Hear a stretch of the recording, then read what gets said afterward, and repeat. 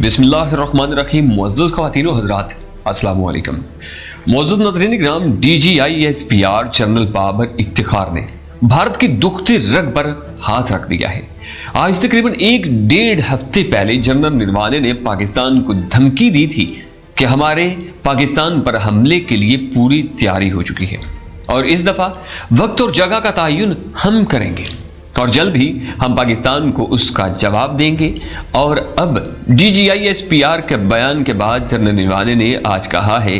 कि हम एडमिट करते हैं कि हमारे पास टेक्नोलॉजी की कमी है और पूरी दुनिया के अंदर टेक्नोलॉजी के लिहाज से हम बहुत पीछे हैं और मॉडर्न वारफेयर के हवाले से जो चीज़ें हमें चाहिए वो हमारे पास मौजूद नहीं है।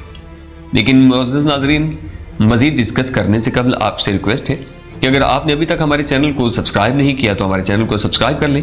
और बेल आइकन को क्लिक कर लें ताकि आपको तमाम तर मालूमात पर वीडियोस मिलती रहें। मुअज़्ज़ज़ नाज़रीन इकराम, पाकिस्तान में ब्लैक आउट होने के बाद पूरी दुनिया में ये मामला चल रहा है कि पाकिस्तान ने कोई तजुर्बा किया है, लेकिन पाकिस्तान ने तो ये क्लियर कर दिया है कि ये एक फॉल्ट था, पर दुनिया इसको मानने के लिए बिल्कुल तैयार नहीं है। और अब जो जनरल नरवाने ने कहा है कि हमारे पास मॉडर्न वारफेयर के लिए वो टेक्नोलॉजी मौजूद नहीं है जो हमें चाहिए और हम पाकिस्तान और चाइना का मुकाबला करने के लिए मजबूर हो चुके हैं। अब हमें भी दुनिया की तरह एडवांस होना पड़ेगा और अभी से कोशिश करनी होगी क्योंकि उस पर बहुत ज़्यादा टाइम लगेगा। और पाकिस्तान के DGISPR ने कहा था कि इंडिया जिस टेक्नोलॉजी पर काम करने की कोशिश कर रहा है वो हमारे पास ऑलरेडी मौजूद है, हम उस पर काम कर रहे हैं। ये असल में वो टेक्नोलॉजी है जिससे आप जहाज़ गिरा सकते हैं, सैटेलाइट्स बंद कर सकते हैं और पूरे मुल्क को ब्लैक आउट कर सकते हैं।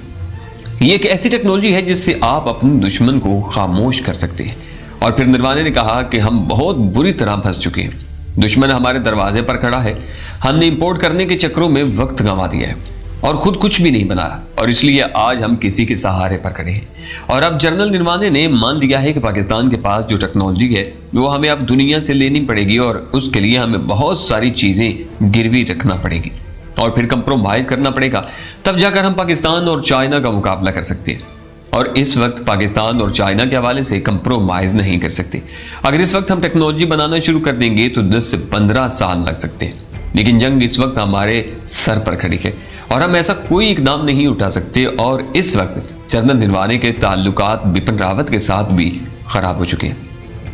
और इसकी सबसे बड़ी वजह यह है कि बिपिन रावत पुरानी स्ट्रेटजी पर यकीन रखते हैं कि जो जंग का कन्वेंशन तरीका है उसको अपनाया जाए और मॉडर्न वारफेयर के ऊपर नहीं जाना चाहिए। इसलिए अब पूरी फौज के अंदर उनके खिलाफ बगावत के असरात पूरी तरह नजर आते हैं। और नाज़रीन इकराम, जब भी इंडिया और पाकिस्तान की जंग होगी तो उसमें पाकिस्तान को एक चीज़ की बरतरी हासिल रहेगी और इंडिया ने जो इस वक्त पाकिस्तान पर हमले का प्लान बनाया है कि पाकिस्तान पर 15 या 16 जहाज़ों से हम हमला करेंगे, जिसमें कुछ राफेल, मिराज, मिग और तेजस तैयार होंगे और ये सारे एक वक्त में पाकिस्तान पर हमला करेंगे। और इस सारी सूरत हाल की मालूमात पाकिस्तान के इदारों के पास मौजूद है और पाकिस्तान के पास ऐसी टेक्नोलॉजी मौजूद है कि वो इन जहाज़ों का एक साथ में मुकाबला कर सकते हैं और इंशाल्लाह पाकिस्तान उनके तमाम तैयारे मार गिराएगा।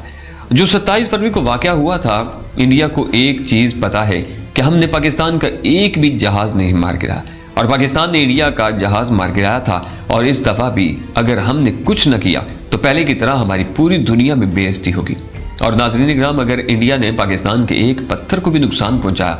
तो इंडिया ने पूरी दुनिया के अंदर कहना है कि तैयारे मार गिराए हैं। बल्कि हमने GF-17 थंडर गिराए हैं, हमने पाकिस्तान के F-16 गिराए हैं और अगर उन्होंने एक जगह पर भी टारगेट किया तो ये कहेंगे कि हमने तो 10-15 जगह पाकिस्तान पर टारगेट किया है, हमने पाकिस्तान पर ब्लैक आउट कर दिया है। और पूरी दुनिया के अंदर हर वो झूठ बोलेंगे जिससे इंडिया को कुछ हौसला हो सके और इंडियन अपनी आवाम के सामने ये ढंढोरा पीट सके कि हमने पाकिस्तान पर स्ट्राइक कर दिया है। और इंशाल्लाह ताला अल्लाह पाक हमारी मदद फरमाएगा, ये पाकिस्तान की एक चीज़ को भी नुकसान नहीं पहुँचा सकेंगे। और वो ये बात भूल गए हैं कि वो पाकिस्तान ही है जिसने इसराइल का एक पायलट पकड़ लिया था और उसके बाद इंडिया के पायलट अभिनंदन को चाय भी पिलाकर वापस कर दिया था और उसके बाद बिपिन रावत को मारने की पूरी तैयारी थी पाकिस्तान के पास और हमने उन्हें आगाह करके बिपिन रावत को जिंदा छोड़ दिया था। ये सब दुनिया में अगर कोई कर सकता है तो नाज़रीन वो भी जानते हैं और आप भी जानते हैं कि ये सिर्फ पाकिस्तान है और यही वजह है कि पूरी दुनिया इस वक्त पाकिस्तान की दुश्मन बनी हुई है, लेकिन वो पाकिस्तान का एक बाल भी बीका नहीं कर सकती। اور اب جنرل نروانے نے یہ اعتراف کیا ہے کہ ہم پاکستان کا مقابلہ نہیں کر سکتے، اور امریکہ کو کہا ہے کہ آپ نے ہمیں وہ ٹیکنالوجی دینی ہے جو ماڈرن وارفیئر کا مقابلہ کر سکے، اور امریکہ ان کو کسی نہ کسی حد تک یہ ٹیکنالوجی ضرور دے گا، اور پاکستان بھی اس پر ہی کام کر رہا ہے۔ اور جو DGISPR نے کہا تھا کہ ہمارے پاس فرسٹ اسٹرائک کرنے کا آپشن ہے، اور چائنا بھی اس وقت پاکستان کے فرسٹ ایئر اسٹرائک کرنے کے حوالے سے کام کر رہا ہے کہ اگر وہ پاکستان پر حملہ کرے تو پاکستان اس کو روک سکے، اور وہ بلیک آؤٹ کرنے کی کوشش کرے تو فوراً پاکستان اس کو ریسٹور کر سکے۔ اور یہ جو پاکستان اور ایران میں بلیک آؤٹ ہوا تھا، اور انڈیا کا کہنا ہے کہ پاکستان نے یہ چیک کیا ہے کہ ان کے پاس یہ کیپیسٹی موجود ہے کہ اگر ان کے اوپر کوئی حملہ ہوا تو یہ ریسٹور کر سکیں گے، اور اگر پاکستان انڈیا پر ایسا حملہ کرتا ہے تو انڈیا کے پاس وہ ٹیکنالوجی نہیں ہے، کوئی اس کو ریسٹور کر سکے گا۔ اور اب انڈیا کے لیے تکلیف دہ عمل یہ ہے کہ آج اس کے آرمی چیف نے یہ کہا ہے کہ جو DGISPR نے کہا وہ سچ ہے کہ ہمارے پاس ماڈرن وارفیئر کے لیے وہ ٹیکنالوجی نہیں ہے جو پاکستان کے پاس ہے۔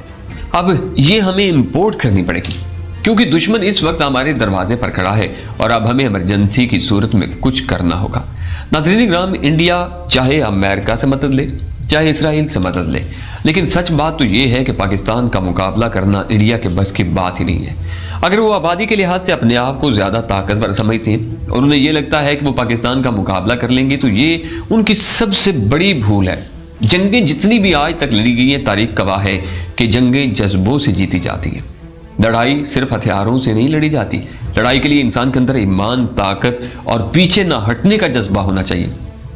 اور الحمدللہ تعالیٰ اگر پاکستان کی طرف دیکھا جائے تو پاکستان کا بچہ بچہ آپ کو اللہ اکبر نعرہ تکبیر کا نعرہ بلند کرتا ہوا نظر آئے گا، اور کوئی بھی ایسا مسلمان نہیں ہے جو جنگ سے پیچھے ہٹ سکتا ہے۔ ہم لوگ تو تیار بیٹھے ہیں کہ انڈیا ہمارے ساتھ چھیڑ چھاڑ کرے، ہمارا مقابلہ کرنے کی کوشش تو کرے۔ ہم ایسا جواب دیں گے کہ شاید انڈیا تو دیکھنے کے لیے زندہ نہیں رہے گا، لیکن باقی دنیا یاد رکھے گی کہ پاکستان نے انڈیا کے ساتھ کیا کیا ہے۔ انڈیا نے صرف اور صرف پاکستان کو آبادی کے لحاظ سے ایک چھوٹا ملک سمجھا ہوا ہے، اور اسے ناز ہے صرف اپنی زیادہ بڑھتی ہوئی آبادی پر، جس میں اس کی کم از کم 80% جو ہے وہ غربت پہ آبادی مشتمل ہے۔ پہلے تو انڈیا کو یہ چاہیے کہ یہ لڑائی جھگڑے چھوڑ کر پاکستان سے مفاہمت اختیار کرے، اور اپنے جو غربت اس کے علاقوں میں پھیل چکی ہے ان غریب لوگوں کے لیے کچھ کرے۔ ان لوگوں کے پاس نہ تو چھپانے کے لیے سر چھت ہے، اور نہ ہی ان کے پاس کھانے کے لیے روٹی اور کھانا کوئی نوالا تر ان کے پاس موجود ہی نہیں ہے۔ انڈیا کو یہ چاہیے کہ پہلے اپنے ملکی حالات کو سنوارے، پھر پاکستان کو دھمکیاں دے یا پاکستان کے مقابلے پہ آنے کی کوشش کرے۔ اللہ کریم سے دعا ہے کہ اللہ کریم پاکستان کو دن دگنی رات چگنی ترقی عطا فرمائے۔ اگر آپ بھی پاکستان سے محبت کرتے ہیں تو کمنٹس باکس میں پاک فوج زندہ باد، پاکستان پائندہ باد کا نعرہ بلند کیجیے گا، اور اپنے گمنام ہیروز کو لازمی سلام پیش کیجیے گا۔ اگر آپ کو ہماری یہ ویڈیو پسند آئی ہے تو ہماری ویڈیو کو لائک کیجیے، اپنے دوستوں کے ساتھ شیئر کیجیے، اپنا بہت سارا خیال رکھیے۔ انشاءاللہ نئی ویڈیو نئی خبر کے ساتھ پھر ملاقات ہوگی۔ اللہ نگہبان۔